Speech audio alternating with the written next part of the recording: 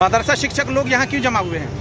जी, यहाँ जमा होने का मकसद ये है कि गवर्नमेंट से यानी नीतीश कुमार जी से हमारी मांग ये है कि हमारे जुमरे के 1128, 205, 609 के जो मदारिस हैं इन तमाम मसाइलों को हल किया जाए। जैसे महंगाई है और जो इंक्रीमेंट है, मेडिकल है, जो भी हमारा बकाया है हमको दिया जाए और वेतन वृद्धि दिया जाए। अब बाकी हुफाज किराम का जो हाफिज के सीटों पर मदरसों में है वो मसलों को हल किया जाए, यानी हमारे जो है जितने मदारिस के मसाइल है हल किया जाए। ये हमारी मुख्यमंत्री जी से मांग है और ये मांग गर्चे पूरी नहीं होती है 14 तारीख तक, तो हम 14 तारीख को पटना में कॉन्फ्रेंस भी करेंगे। तो अगर 14 तक भी नहीं हुआ, 14 भी खत्म, तो हम 17 तारीख को टोटल बिहार लेवल पर होकर के गर्दनी बाग में धरना देने के लिए तैयार हैं। तो वो अनिश्चितकालीन हमारा धरना होगा। लिहाजा हम अपने माननीय मुख्यमंत्री जी से कहेंगे कि जैसे हमें मिलाकर चले हैं वैसे मिलकर चलने का मौका दी। अच्छा, मदरसा शिक्षक चेयरमैन ने आगे नहीं बात पहुंचाई क्या? ये अगर हमारी बात हमारे रहनुमा मुख्यमंत्री तक पहुंचा देते तो ये नौबत नहीं आती, लेकिन हमारे मुख्यमंत्री जी हर भाषणों में कहते हैं कि हम जो स्कूल को दे रहे हैं वो मदरसों को भी दे रहे हैं, लेकिन हमें मिल कहाँ रहा है। जब हमें मिलता तो हम यहाँ रोड पर आते ही नहीं और मुख्यमंत्री से कहते ही नहीं। वो तो जानते हैं कि हम दे रहे हैं, लेकिन हम जानते हैं कि मुझे मिल ही नहीं रहा। फर्क यही है जिसकी वजह से हमें धरना देने की जरूरत है।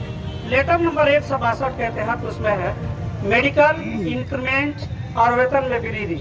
इसलिए बहुत अफसोस होता है कि अभी हर विभाग के कर्मचारियों का नीतीश कुमार साहब ने वेतन में वृद्धि कर दिया, लेकिन मदरसा शिक्षकों को अभी तक उन सारी चीजों से वंचित करके रखा गया है। हम मदरसा शिक्षक पटना में जो बहुत बड़ा प्रोग्राम हुआ था, जब जनाब नीतीश कुमार साहब वो आए थे प्रोग्राम में, इस तरह से आए थे, उनका मनोबल देकर के, और खुद वो अपनी जबान में बोले कि वह 15,000 या 16,000 से ज्यादा ये मदरसा शिक्षक यहाँ पे उपस्थित है। इतना खुश हुए कि मदरसा शिक्षक भी खुश हो गए और मदरसा शिक्षकों को ऐसा लग रहा था कि आज हमारा जो मांग है पूरा मांग होगा।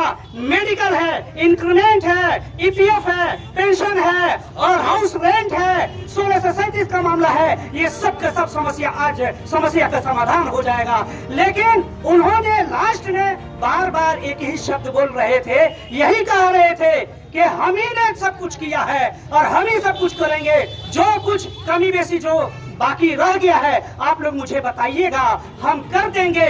लेकिन अफसोस होता है कि जनाब नीतीश कुमार साहब जब मगरबी चंपारण में, पश्चिमी चंपारण में आए थे तो हम लोगों ने खुद अपने हाथ से मेमोरेंडम दिए थे, लेकिन न जाने उन तक पहुंचा है कि नहीं पहुंचा है। हर मंच पे जनाब नीतीश कुमार साहब यही ऐलान करते हैं कि हमने मदरसा शिक्षकों को, स्कूल शिक्षकों के समान सब कुछ दे रहे हैं, मेडिकल दे रहे हैं, इंक्रीमेंट दे रहे हैं, हाउस रेंट दे रहे हैं। लेकिन अफसोस होता है जब स्कूल के टीचर हम लोगों से पूछते हैं हम लोग की सैलरी, तो शर्म आती है बताने में। हमें अभी तक 30,000 पे लटका कर रख दिया गया है। लेकिन अफसोस होता है कि मदरसा नियोजित, स्कूल नियोजित शिक्षकों को 50,000 कर दिया गया और उनको नियोजित से राजकर्मी का दर्जा दे दिया गया। लेकिन मदरसा शिक्षक 10 सालों से तरस रहा है कि काश नीतीश कुमार हमें भी कुछ दे, हमें भी कुछ दे। लेकिन अभी तक मदरसा शिक्षक ये विश्वास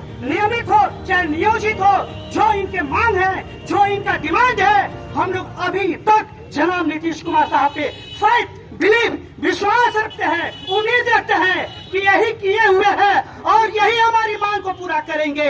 इसलिए कि बिहार में जनाब नीतीश कुमार साहब की जैसा कोई नेता न पैदा हुआ है न पैदा होगा। तो हम मुसलमानों के लिए जनाब नीतीश कुमार साहब बहुत कुछ किया है और करेंगे। और यहाँ तक मैं सोचता हूँ कि 17 तारीख का जो गर्दनी बाग में जो प्रोग्राम रखा गया है धरना देने के लिए, तो हमें लगता है कि हमें जरूरत नहीं पड़ेगी, धरना देने की जरूरत नहीं पड़ेगी। इसलिए कि जनाब नीतीश कुमार साहब बहुत रहमदिल वाले हैं और वो सब धर्म के लिए अच्छा विकास करने के लिए सोचते हैं। तो मैं तहे दिल से मैं जनाब नीतीश कुमार साहब का शुक्रिया अदा करूंगा। तमाम मदरसा शिक्षक जनाब नीतीश कुमार साहब का शुक्रिया अदा करेंगे कि हम